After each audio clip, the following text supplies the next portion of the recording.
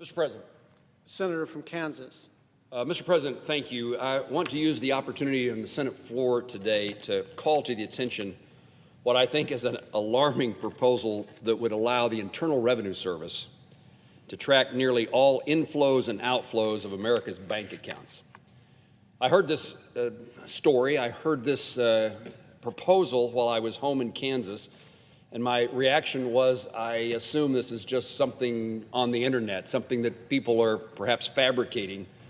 Surely no one seriously is proposing that every transaction of $600 in one's bank account and $600 out of one bank account is something that the Internal Revenue Service should be monitoring and recording, or that records would need to be provided to the IRS with that information.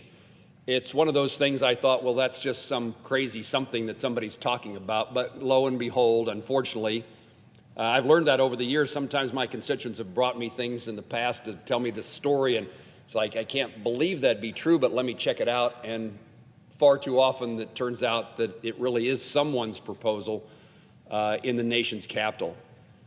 Most Kansans would react to this concept by saying, I can't believe it's true, and then make sure you do something to keep it from happening. In this case, it is apparently true, and not only is it true, it's true because it's supported, it's proposed by the Biden administration. It's the Secretary of the Treasury, Janet Yellen, who believes and testified that this is a good idea. It's Charles Rettig, the IRS commissioner, who believes that this is important to accomplish. It's not just somebody's idea, it's somebody who has something they have something to say that matters, that can cause it to happen, is for this. For the IRS knowing how much money a Kansan earns, that just isn't enough. How much an American earns, it isn't enough to know our income. Now the IRS wants to know how you spend that income. This is an invasion of privacy that focuses on account flows, not just on income, and it intrudes on virtually every American. The claim that this will help tax wealthy cheats. I'm all for taxing wealthy cheats, but instead, this isn't that. It gives the government the unprecedented access to nearly every working American's bank account. Rather than listening to the enormous pushback from Americans and eliminating from consideration this invasive mandate, Democrats are simply suggesting to tweak the proposal depending on the revenues needed to fund this massive tax and spend spree that's around the corner. In recent weeks, I've heard from more than 1,000 Kansans who are alarmed at this massive expansion of IRS reach and authority, this invasion of privacy. The last thing my Kansas constituents would want when it comes to their own bank account is more bureaucrats watching and dictating how they live their lives.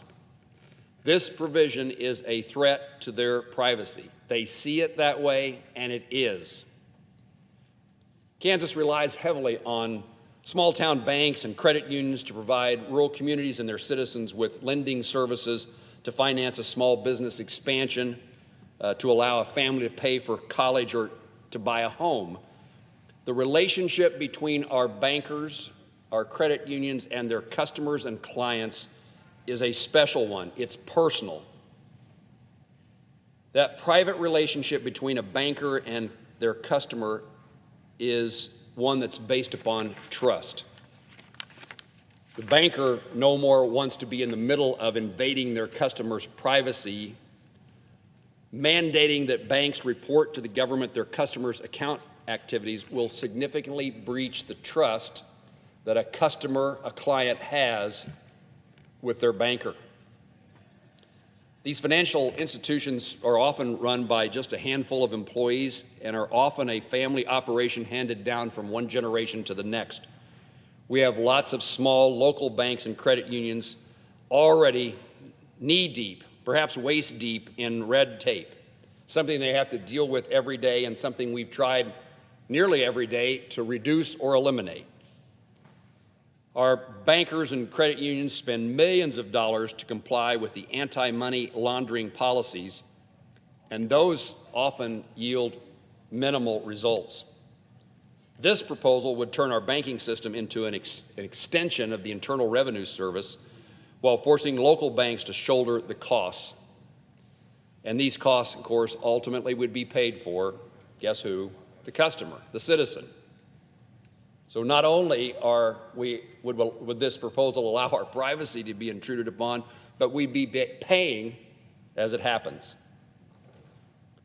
Unfortunately, the IRS has increasingly politicized and has a history of targeting disfavored groups and individuals, and has proven incapable of protecting taxpayers' data from leaks. Entrusting this bureaucracy, the IRS, or really any other bureaucracy in Washington, D.C., with the supervision of your personal finances is no way to close a tax gap. At a time when the American people are more wary than ever of the federal government and their agencies, this proposal will do nothing but further increase that distrust. Democrats in Congress, and particularly in the Biden administration, should prioritize strengthening the faith in the financial service, not pursuing these kind of policies that will push underbanked Americans away. Ultimately, this plan will not achieve its stated goal of increasing tax revenues. Rather, it will lead to more harassment of average Americans and those who work at their financial institutions. It's clear to me that there's an attempt here to leave no stone unturned to find every possible way to tax everyday Americans in order to fund a massive spending spree. So while we hoped that this proposal was just idle talk, something that somebody said over a cup of coffee at the local donut shop or the cafe, something that when we went to find out if there was any truth to it, we'd discover, oh no, I could tell my constituents, this isn't happening. This is just something that somebody's gossiping about. But no, it's a serious proposal by the Biden administration, and it has serious consequences to the well-being, financial, but perhaps more importantly, the privacy, something that Americans deserve, something that Americans request, and something that is already too often lacking in our lives, privacy, and in this case, privacy from the federal government. Mr. President, I yield the floor.